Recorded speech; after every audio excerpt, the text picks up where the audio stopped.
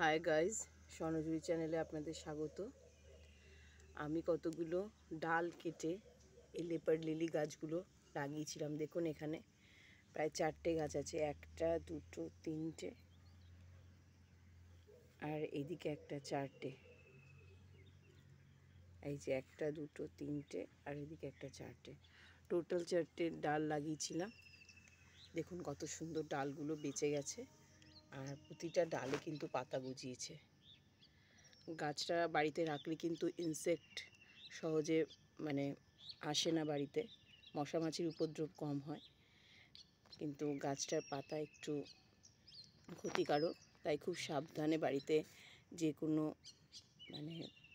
Safety প্লেসে রাখতে হবে, যেখানে বাচ্চাদের হাত টাত লাগবে না। কিন্তু গাছটা বাস্তুপক্ষে কিন্তু খুব শুভ, লেপার্ড লিলি বা ড্যামকিন জাইন বলুন। আমার বাড়িতে এই গাছ অনেকগুলো আছে, আপনাদের সাথে শেয়ার করলাম।